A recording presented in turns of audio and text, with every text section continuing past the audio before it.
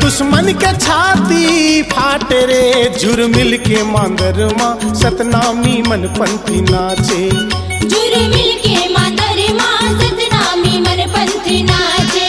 जुर मिल के मांदर माँ सतनामी मन पंथी नाचे। मन अटल तन चंचल घन घोर, मन अटल तन चंचल घन घोर।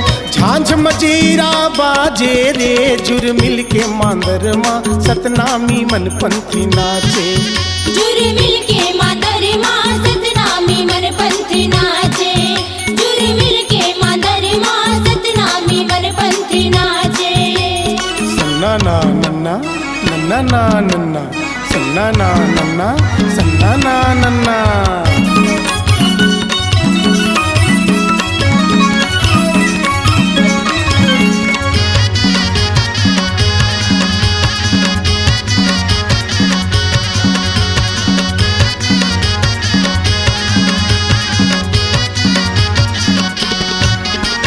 भुजबल महंत जी अपन बेटा के धूमधाम से मड़वा गड़ाए।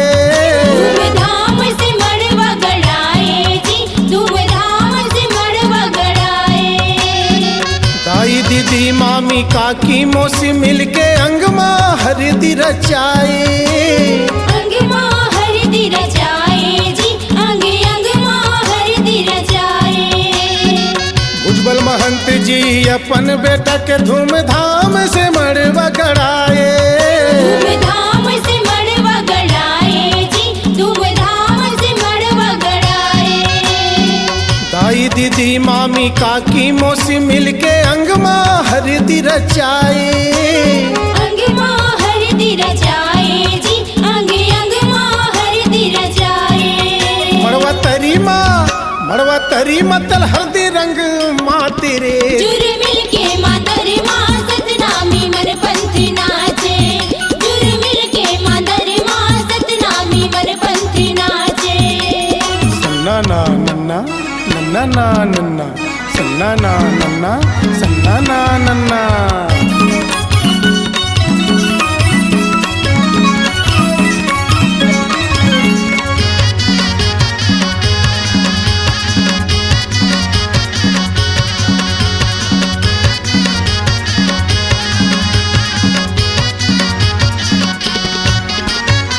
मायन के दिन नता गोतायऊ समाज के मन जुरियाइन।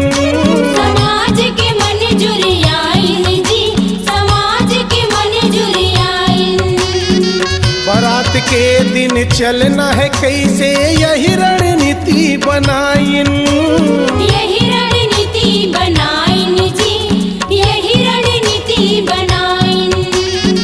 मायन के दिन नता गोतायऊ समाज के मन जुरियाइन। समाज के मन जुरियाइन जी, समाज के मन जुरियाइन। बारात के दिन चलना है कैसे यही रणनीति बनाइन। यही रणनीति बनाइन जी, यही रणनीति बनाइन। छत्तीसगढ़ में रचबो कहिन इतिहास रे। जुर मिल के मांदर माँ सतनामी मन पंथी नाचे। जुर मिल के मांदर माँ सतनामी मन पंथी नाचे।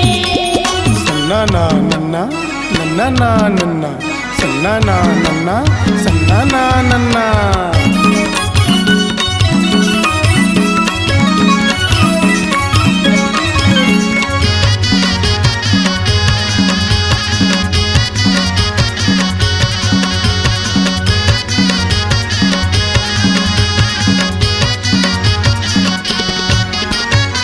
चल बरतिया तियार हो जी गाँव में डंका बाजे। गाँव में डंका बाजे जी, गाँव में डंका बाजे। दुल्हा डौकाला नहा खोरवा के राजा सवांगा पहिराए। राजा सवंग पहिराए जी, राजा सवंग पहिराए। चल बरतिया मन तियार हो जी गाँव में डंका बाजे। गाँव में डंका बाजे जी, गाँव काला नहा खोरवा के राजा सवांग पहिराए। राजा सवंग पहिराए जी, राजा सवंग पहिराए।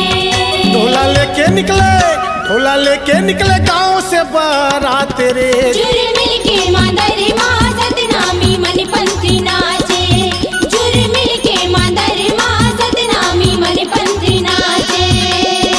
मन अटल तन चंचल घन घोर, मन अटल तन चंचल घन घोर, झांझ मजीरा बाजे रे। झुरमिल के मादर माँ सतनामी मन पंथी नाचे।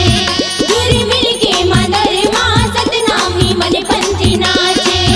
झुरमिल के मादर माँ सतनामी मन पंथी नाचे।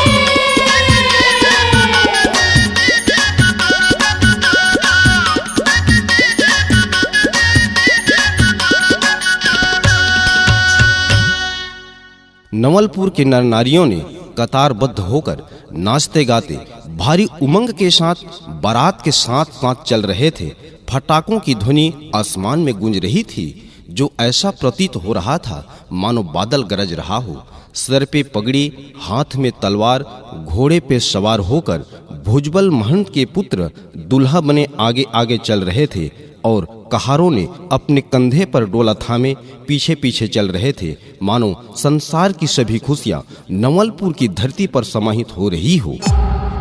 C-Log Digital Recording Studio, Cordoba.